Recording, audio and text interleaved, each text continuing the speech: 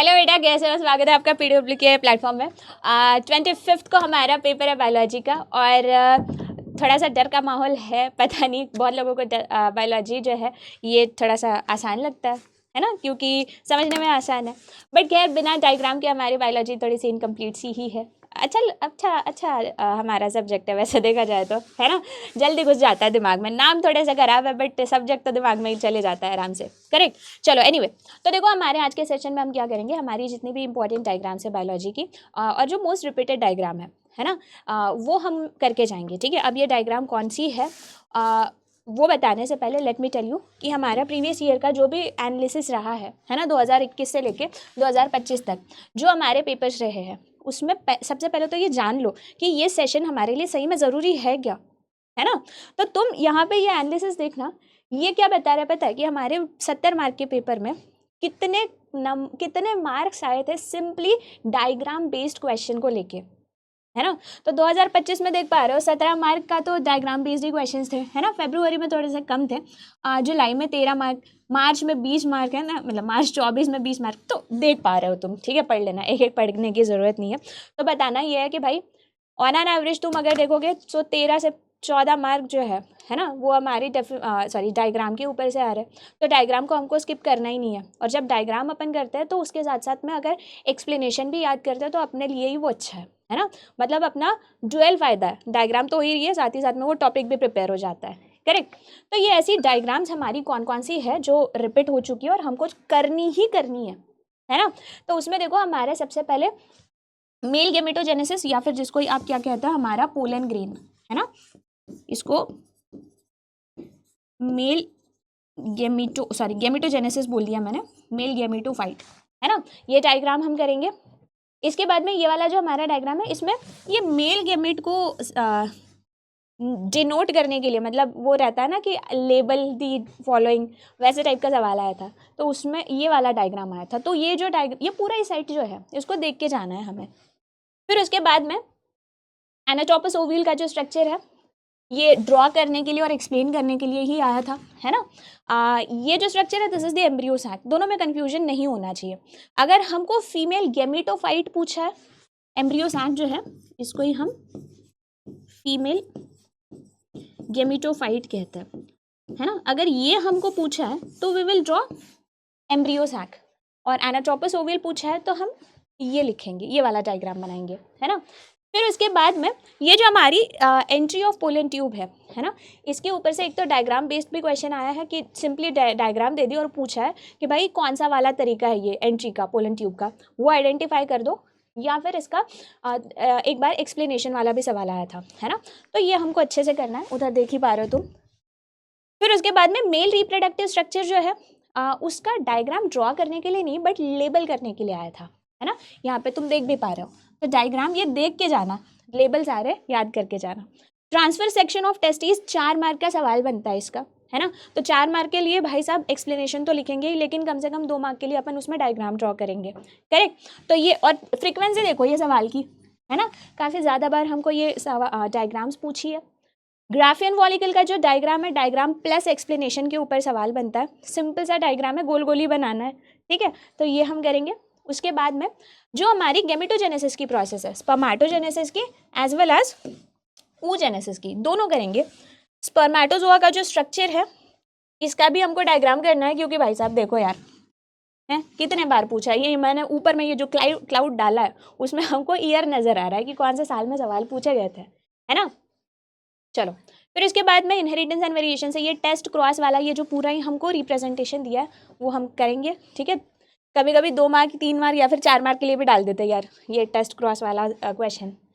Chromosome का जो structure है काफ़ी पहले पूछा था, है ना, मार्च 2018, मतलब काफ़ी पहले का सवाल है। बट इसका मतलब ये नहीं कि हम इसको करेंगे नहीं, क्या पता इस साल हमको आ जाए, है ना। तो क्रोमोसोम का स्ट्रक्चर देख के जाइए। एक्स एंड वाई क्रोमोसोम जो है इसमें लेबल करने के लिए आया था, ये सेंट्रोमियर को लेबल कर दो ऐसा बोला था, ठीक है। तो सिंपल सा डायग्राम है, करके देख के जाइएगा। यहाँ पे भी लेबल के लिए ही सवाल आया था, लिंकर डीएनए जो है उसको ब्लैंक करा दिया था और इसको लेबल करने को बोला था, है ना। छोटी छोटी सी डायग्राम तो देख के जानी है हमको। डीएनए रेप्लिकेशन या फिर रेप्लिकेशन फोक के ऊपर सवाल बना है है ना। प्रोसेस एक्सप्लेन करो या फिर ये रेप्लिकेशन फोक का डायग्राम बना दो, तो ये करेंगे भाई साहब अपन, ठीक है। उसके बाद में ट्रांसक्रिप्शन यूनिट के ऊपर भी 2 मार्क का सवाल है कि तुम सिंपल सा 2 लाइनें बनानी है भाई साहब, है ना, और 2 बॉक्सेस बनाने हैं। ये सवाल आया था अपने को 2 मार्क के लिए, ठीक है, तो सिंपल सा सवाल है। उसके बाद में transcription and processing of HNRNA, again simple सी प्रोसेस है ना। सवाल भी आ चुका है हमारा सितंबर 2021 में, मेरे ख्याल से एक और बार आया था यहाँ पे, मैंने पता नहीं शायद ऐड नहीं करा। tRNA का जो स्ट्रक्चर है काफ़ी पहले, मतलब 19 में पूछा था, अभी पूछा जा सकता है, देख के जाने में कोई हर्ज नहीं है ना। फिर उसके बाद चल भाई आगे, ये तो बहुत ज़रूरी है भाई साहब, क्रोमोसोमल एबरेशन, है ना। क्रोमोसोमल एबरेशन में स्पेशली ये इन्वर्जन वाला जो डायग्राम है ना, ये तो 1 मार्क के लिए आता ही है, ठीक है, क्योंकि बाकी तो सारे मतलब आसान आसान है, ये वाला पता नहीं क्यों फेवरेट रहा है हमारे एग्जामिनर्स का। तो इन्वर्जन वाला डायग्राम हम अच्छे से तो करेंगे, बट बाकी चारों जो है अपने को पता होने चाहिए, क्रोमोसोमल एबरेशन के टाइप्स, है ना। फिर उसके बाद में रूट एयर का स्ट्रक्चर, भाई साहब डायग्राम प्लस एक्सप्लेनेशन दोनों अच्छे से करेंगे अपन इसका, है ना। ये जो हमारा पाथवे है वाटर ट्रांसपोर्ट का जो पाथवे है, उसमें ये एपोप्लास्ट और सिम्प्लास्ट, है ना, ये कौन सी वाली वे को मतलब कौन सी वाली वे एपोप्लास्ट को रिप्रेजेंट कर रही है और सिम्प्लास्ट को रिप्रेजेंट कर रही है, ये लेबल वाला सवाल है ना, क्योंकि ऐसी खराब सी जो डायग्राम है ये जनरली ड्रॉ करने के लिए नहीं, और ये लेबल करने के लिए आती है ना। अच्छा, फिर उसके बाद में स्टोमेटा का स्ट्रक्चर, 4 मार्क वाला सवाल है भाई साहब ये, है ना। कभी कभी सिर्फ डायग्राम अगर आती है तो 2 मार्क, 4 मार्क वाले सवाल भी जब आते हैं ना अपने को, तो 2 मार्क तुमको डायग्राम से मिलेंगे, है ना। तो 4 मार्क से 2 मार्क तो अपन डायग्राम के ले ही सकते हैं। और एक बार अपन डायग्राम बनाते हैं तो एक्सप्लेनेशन आता ही है ना अपने को, क्या लिख रहे हैं अपन डायग्राम में, जो लेबल करेंगे वही तो हमको एक्सप्लेनेशन में डालना है, करेक्ट है। तो 4 मार्क में लाना इतना डिफिकल्ट नहीं है अगर डायग्राम बेस्ड क्वेश्चन रहा। ये वाला जो पॉइंट है इसके ऊपर से उन्होंने बोला था कि भाई ये वाली प्रोसेस को तुम आइडेंटिफाई कर दो और प्रोसेसिंग एक्सप्लेन करो, ठीक है। ड्रॉ करने के लिए नहीं आया था, आइडेंटिफाई करना था, what is this and what is this. अब जैसे ये इनहेलेशन है, ये एक्सहेलेशन है, बस वही आइडेंटिफाई करके प्रोसेस या फिर मैकेनिज्म एक्सप्लेन करना था। फिर उसके बाद में हमारी ये जो WBCs है, WBCs के टाइप, है ना, इनका नाम क्या है, इनका टाइप क्या है, राइट। डायग्राम अच्छे से करना है, उनका फंक्शनिंग भी अच्छे से ही करना है, बहुत बहुत बहुत ज़रूरी टाइप का सवाल है ये, है ना। तुम फ्रीक्वेंसी भी देख ही पा रहे हो यहाँ पे, ये क्लाउड में अगर बहुत ज़्यादा तुमको लिखावट अगर नज़र आ रही है, इसका मतलब टॉपिक तो भाई साहब ज़रूरी है अपने लिए अच्छा खासा, है ना। चलिए, फिर ये हमारा कंडक्टिंग सिस्टम ऑफ हार्ट, 2 बार इसके ऊपर से सवाल आ चुका है। डबल सर्कुलेशन का ये जो मुद्दा है ना, इसमें ये लोग जनरली क्या कर देते हैं ना, कोई ब्लैंक मतलब कोई बॉक्स ऐसे ब्लैंक कर देंगे और फिर तुमको पूछेंगे कि भाई इसमें क्या लिखा था, है ना। तो ये वाला जो टेबल है ये अच्छे से करेंगे अपन, ठीक। बहुत सिंपल है, ज़्यादा दिमाग भी नहीं लगता, और मतलब आसानी से मार्क मिलते रहे। 2 और 3 मार्क के लिए सवाल आया था ये इससे पहले, है ना। आर्टरीज, वेन्स और कैपिलरीज, अगेन ये दोनों तो भाई साहब डायग्राम करनी है, और सवाल देखो 2 मार्क, 4 मार्क, 2 मार्क, ठीक है, तो सवाल इनमें से बनते हैं। फिर उसके बाद में ECG जो है, ECG का डायग्राम देख के चले जाइएगा। नर्वस सिस्टम प्लानेरिया का 4 मार्क का सवाल आया था, उसमें डायग्राम 2 मार्क के लिए बनेगी, अपनी एक्सप्लेनेशन 2 मार्क के लिए, है ना। वेंट्रिकल्स ऑफ ब्रेन का कोरोरल प्लेन में डायग्राम बनाने को आया था, मतलब ये वाला जो हमको सेक्शन नज़र आ रहा है ना, वो हमको आया था एक बार। फिर उसके बाद में फॉर्मेशन ऑफ स्पाइनल नर्व, तो स्पाइनल नर्व कैसे बनती है, यहीं तक डायग्राम दिया था, उन्होंने बोला था ये आगे वाला तुम ड्रॉ करके बताओ। तो भाई साहब स्पाइनल नर्व का फॉर्मेशन करके जाना है अपने को, ठीक है। वेरी इंपॉर्टेंट पॉइंट अगेन, किस तरीके से हमारे हार्मोन्स जो है ना, सेल के अंदर एंट्री करते हैं और कैसे ये इंटरेक्शन चलता है ना, mechanism of hormone action through membrane receptor, सवाल आ चुका है इससे पहले, 3 या 4 मार्क वाला सवाल है भैया ये, करेक्ट। अच्छा, फिर उसके बाद में थायराइड ग्लैंड जो है, उसमें ये थायराइड फॉलिकल्स हमको जैसे दिखते हैं वो डायग्राम अपन कर लेंगे। ये वाला सवाल देखो बहुत पहले आ चुका है, 2018 में आया था, ये कि हमारे जो सैल्मोनेला टाइफी है उसको तुम ड्रॉ करके बताओ।